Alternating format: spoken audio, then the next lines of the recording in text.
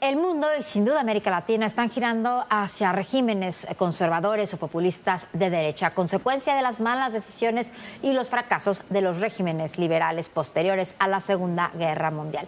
Influye Trump, pero también el mismo fenómeno se observa en la mayoría de las democracias occidentales. En América Latina hace unos días se impuso el muy conservador José Katz a la izquierdista Janet Jara, pero es parte de un proceso. En Argentina gobierna Javier Milei, José Raúl Mulino es el presidente de Panamá, Daniel Noboa el de Ecuador, Santiago Peña el de Paraguay, todos son presidentes conservadores o liberales y estuvieron acompañando a María Corina Machado en la entrega del Premio Nobel en Oslo el miércoles pasado. También es conservador el nuevo gobierno de Bolivia y el de Perú, y Nayib Bukele, por supuesto, en El Salvador. Y en Honduras también ganó la derecha. Y el año próximo puede volver a ganar en Colombia y en Brasil. Los gobiernos autoritarios de izquierda, de esta forma, se quedan solos.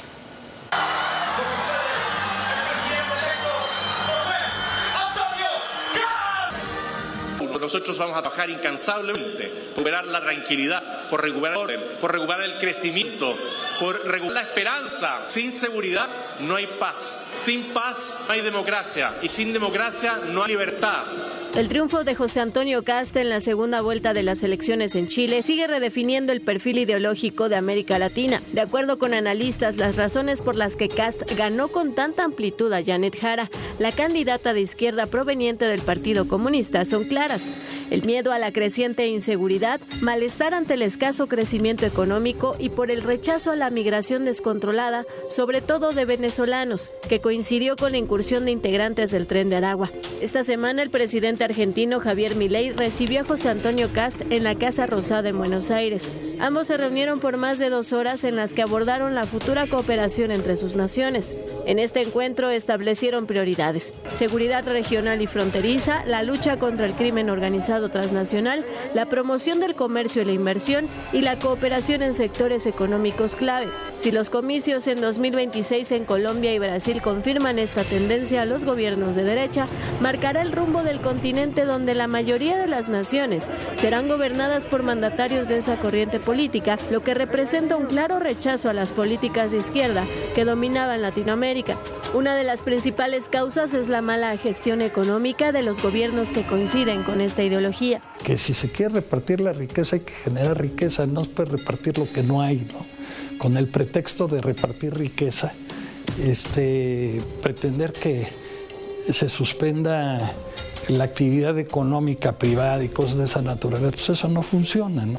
Otro factor es que los gobiernos de izquierda han demostrado una tendencia a restringir las libertades, como la de expresión, de prensa y económica. O son gobiernos muy autoritarios y gobiernos que de una u otra forma han incidido de manera negativa contra las libertades y contra las maneras de pensar de otros grupos sociales. Estos desgastes, según expertos, han provocado que los ciudadanos opten por rechazar a las izquierdas de sus respectivos países, ya sea a través del voto o con la migración, como sucede en Cuba, que en los últimos 50 años ha perdido más de 4 millones de habitantes. No están votando en las urnas, pues sí están votando con los pies y se van. Y eso es un rechazo. Dígase lo que se diga. No es casualidad que en 2025 la mayoría de los países de América Latina que han tenido elecciones, entre ellos Chile, Ecuador, El Salvador, Honduras, Perú y Bolivia, hayan dejado los gobiernos de izquierda y volteado a la derecha. Y para hablar de todo lo que viene en América Latina en este 2026, es un placer que esté con nosotros la politóloga y escritora Gloria Álvarez.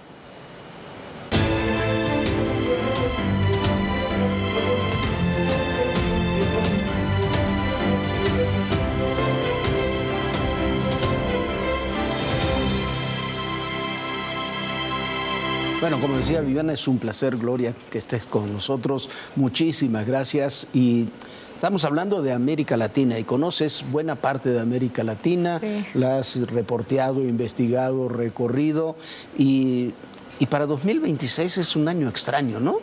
el que viene para todo el continente, para toda la región. Gracias, Jorge y Viviana, por este espacio.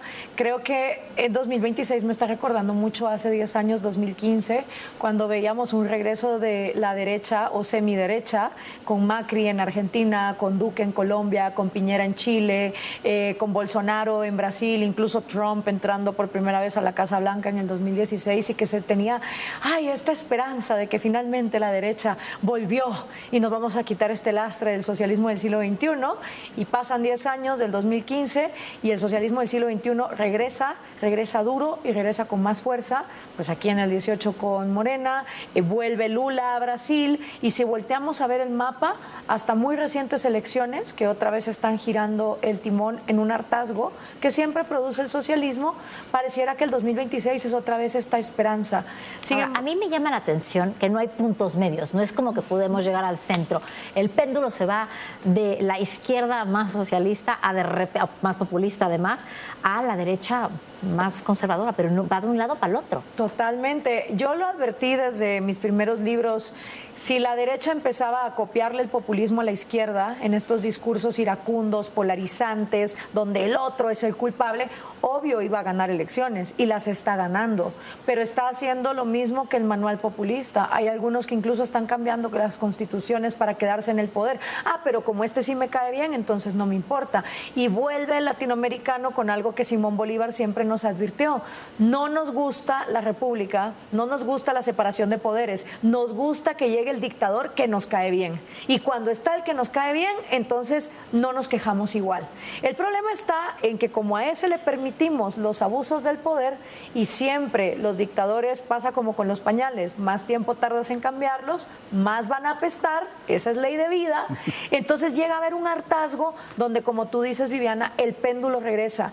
Pero si volteamos a ver libertad económica, índices de seguridad, que tú lo acabas de ver en tu libro, Sin bajar la guardia, que me pareció fantástico, porque no, de verdad, gracias a ti por escribirlo, porque creo que el individuo en América Latina tiene que estar preparado, sin bajar la guardia, independientemente de quién sea su gobierno, porque sabemos que en este continente los gobiernos hacen muy poco lo que tienen que hacer, que es seguridad y justicia. Y para todo lo demás sobra, ¿no?, la burocracia. Entonces, en ese péndulo estamos perdiendo libertad económica, libertad individual, seguridad, y sobre todo con eso no hay un clima para invertir. ¿Quién quiere venir a América Latina a invertir cuando cada 4 años las cosas cambian de una manera súper radical? Los chinos, para poder meter sus productos sin aranceles a los Estados Unidos. Sí, porque a China no le importa mucho el régimen político, le interesan las situaciones económicas que se den, y las han demostrado explotarlas muy bien. Pero un poco lo que tú decías, para no cortar ese hilo, ahí tienes un tema fundamental. ¿Por qué han fracasado los gobiernos, vamos a llamarles liberales o conservadores, que llegaron allá, como tú decías, en los años de la década pasada, 2014, 2015? ¿Por qué fracasa Macri? ¿Por qué fracasa incluso Peña Nieto en México? ¿Por qué fracasan Bolsonaro? ¿Por qué fracasan? Porque no le cumplen a la ciudadanía muchos de los objetivos que le estaban prometiendo. Es correcto, no tienen los suficientes pantalones para avanzar en una agenda de libertad. Si sabemos que en este continente el lastre que tenemos es el narcotráfico, y sabemos que no vamos a tener política transparente, y tenemos socialismo del siglo XXI para rato, mientras el narcotráfico siga prevaleciendo, las derechas llegan al poder y no hacen nada, ni para despenalizarlo, ni para combatirlo. Entonces, eso por un lado. La crisis económica, donde el consenso de Washington, que fue con el que gobernaron los derechistas en los años 90, se supone que era para mayor libertad económica. Hoy por hoy, poner un restaurante en Perú, si eres salvadoreño, es hasta más complicado que importar de Nepal.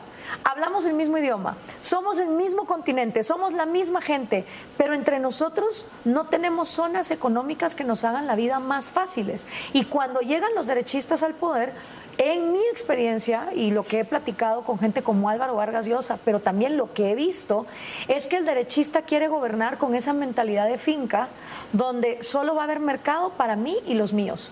Los demás, proteccionismos, privilegios, aranceles. El mejor ejemplo es Trump. ¿Cuánta gente me dijo a mí, es que tú deberías de apoyar a Trump porque al menos va a haber libertad económica? Y lo primero que hace es querer poner aranceles. Entonces, cuando vemos que esa derecha hace eso, como que el votante dice, no, espérame tantito, para eso mejor me voy con la izquierda, que son los originales y los que de verdad me ponen el socialismo de verdad. Y en el caso de México, el PRI también. Te hablan de el PRI de la derecha. Dos cosas. Primero, Morena está llena del PRIAN. O sea, eso es por el un lado. sucesor del Es además el sucesor, o sea, se cambiaron nada más ahí los nombres y los colores. Pero el PRI... No, los nombres no, ¿eh? Bueno, se cambiaron de partido. Siguen los mismos nombres, ahora en Morena. Sí, es cierto. Pero además el PRI es miembro de la Internacional Socialista. Entonces nosotros no tenemos derechas o gente que de verdad defienda la libertad, verdaderos liberales de la talla de José Martí, Juan Bautista Alberdi, José Cecilio del Valle, los verdaderos próceres, Octavio Paz, o sea, gente que de verdad se enfocara en la libertad o Mario Vargas Llosa. Eso no tenemos en política. Fíjate, Gloria, que el otro día, bueno, aquí no te quiero interrumpir, pero bueno. No, 50 sombras de socialismo, iba a decir que son todas desde las más dictatoriales como Cuba, Venezuela, Nicaragua y otras más light. Pero al final es socialismo, porque es esta mentalidad mercantilista de que el gobierno tiene que administrar la economía. Bueno, el otro día platicando con una amiga historiadora, con Isabel Revuelta, me decía, le dije, es que la democracia cada vez es más complicada, la democracia en México. Me dijo, a ver, no te confundas. Muchas veces al pueblo mexicano de toda la vida no es como que le importe mucho la democracia. Tuvimos democracia 25 años. Hubo alternancia en este país después de más de 70 años, del año 2000 ahora. Muchos de los chavos piensan que siempre ha sido así, cuando van a acudir a votar, que puedas escoger, que podía haber alternancia. Pero pues antes del 2000 aquí en México tampoco nunca hubo democracia. No, y esa es otra cosa, no estamos preparados para vivir en regímenes democráticos cuando somos millones de personas. Los griegos no dejaron un manual para eso. Los propios griegos ya sabían que la democracia no funcionaba en grupos más grandes donde la gente no se conociera y no hubiera lo que en inglés se conoce como accountability, el yo poder hacerte responsable de las consecuencias de tus actos. Entonces la democracia, si no va amarrada a la república, que es este sistema institucional donde el individuo es la minoría más pequeña que existe y sus derechos a su propiedad, a su libertad y a su vida se tienen que resguardar, aunque una mayoría vote y grite, hay que expropiarlo, hay que censurarlo, hay que encarcelarlo. Cuando la república está amarrada a la democracia, no pasan esos abusos de poder. Eso quizás es el mayor riesgo cuando se acaban con todas estos contrapesos en los países. Correcto, ¿no? Porque entendemos que la voluntad de la mayoría, perdón, pero la mayoría fue nazi, la mayoría quería la esclavitud, la mayoría creía que mujeres como tú y yo éramos demasiado tontas como para votar. Entonces, la mayoría de por sí no es garantía, y yo hablo mucho de eso en mi libro, de que estamos haciendo lo correcto. Entonces, no malentendamos la democracia como la santa voluntad de la mayoría nos va a llevar al bien, porque no es así. Nos va a llevar a de verdad tener países donde el individuo pueda prosperar, es que haya una república. Y por eso Simón Bolívar se murió en depresión. Él decía, es que en Latinoamérica no vamos a tener repúblicas porque nadie quiere vivir en repúblicas. Nadie quiere el discurso de, yo soy responsable de mí mismo. Y cuando te venden ese discurso, a veces, muchas veces la derecha utiliza ciertas partes de ese discurso, llega al poder y luego lo traiciona, como en el caso de Pinochet en Chile o el caso de China con Deng Xiaoping. Entonces tenés capitalismo dictatorial. ¿Por qué? Si no hay necesidad de tener a la gente oprimida para que el mercado sea libre. Es más, la idea liberal es individuos libres y mercados libres. Y eso nunca lo hemos tenido en América Latina. Ahora, paradójicamente, las democracias occidentales, europeas, por ejemplo, están en un devenir similar. Absolutamente. Eso quizás es lo más preocupante, porque nosotros tenemos que asumir, como América Latina, nunca hemos tenido un sistemas democráticos sólidos, salvo en algunos países, Uruguay probablemente, claro, en parte quizás Chile con sus características, pero después Costa Rica, pero después no lo hemos tenido. Entonces, pero uno se preocupa cuando uno ve Gran Bretaña, cómo pueden resultar las elecciones próximas en Gran Bretaña, con la señora Le Pen en Francia, o el propio Vox en España, y tú dices, bueno, van a caer más temprano, más tarde, los regímenes más populistas de izquierda pueden caer, pero ¿por qué los vamos a reemplazar? Tú dices algo que es fundamental, la libertad de las personas, la vida, la libertad, la propiedad de las personas. Y si eso sea de derecha o de izquierda, un populismo de derecha o de izquierda, si eso se vulnera, es muy difícil pensar en alternativas. Totalmente, por eso yo hablo de que el mundo se está latinoamericanizando. Desde el momento que, por ejemplo, vimos la toma del Capitolio en ese enero 6, eso es una escena típica de Latinoamérica cualquier década, pero verlo en el Capitolio gringo sí fue un shock, no solo para el latino, para el mundo en general. Cuando ves, por ejemplo... Para los propios americanos. Para los propios americanos, fue así como de, ¿qué está pasando? Y que en Europa, ahorita en Alemania, haya jóvenes haciendo discursos donde están haciendo copy-paste de Hitler, obviamente es preocupante. ¿Por qué? Porque, como tú bien decías, es una generación que no sufrió las consecuencias. Si tú quieres una juventud anticomunista, vete a Cuba, vete a Venezuela, vete a Nicaragua, porque como lo están viviendo en carne propia, saben decir que no. Pero el mundo, sobre todo el mundo occidental, que por muchas décadas tuvo cierto bienestar económico, cierta goce de sus derechos, se les olvida que la libertad hay que vigilarla porque se puede perder. Piensan que siempre la van a tener. Y yo, como dicen los abogados, cuando vives en una casa dice derecho perdido no se vuelve a recuperar.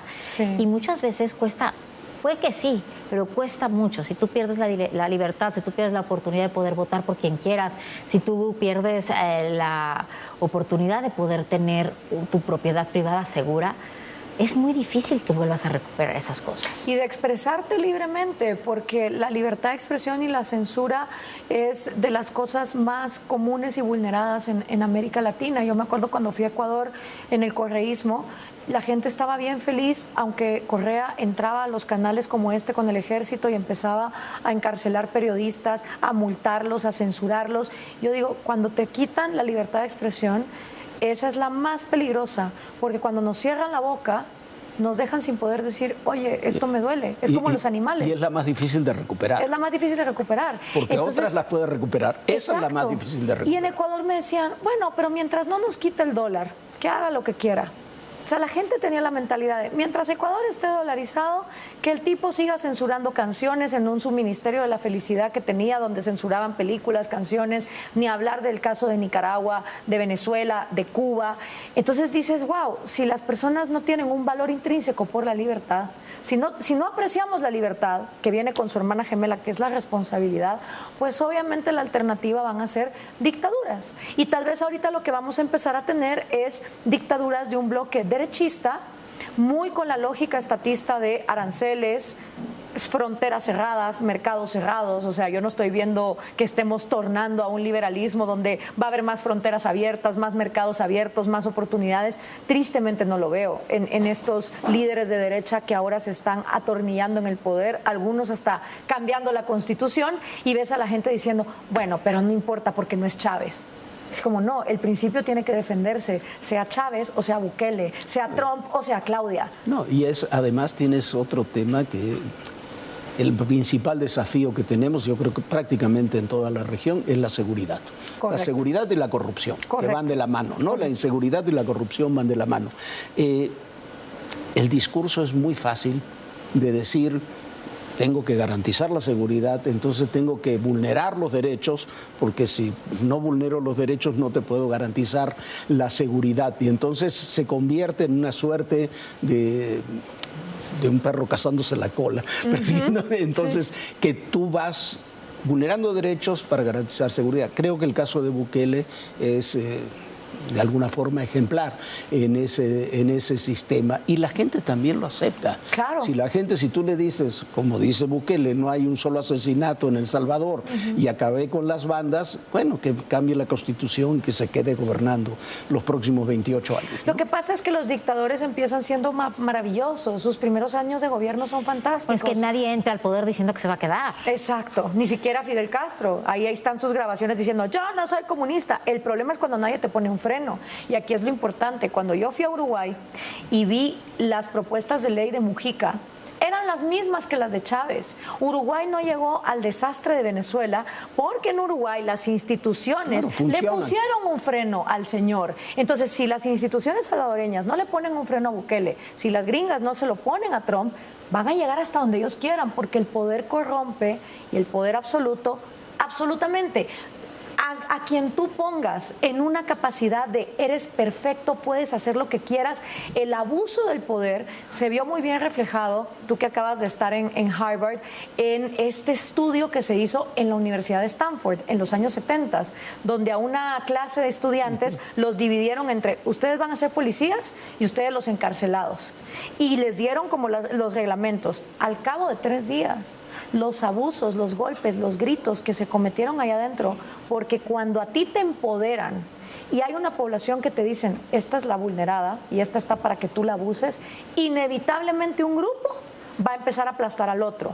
No importa si es de raza, si es de género, es cuando la ley empieza a hacer excepciones. Y en Latinoamérica somos especialistas en hacer excepciones por temas de seguridad.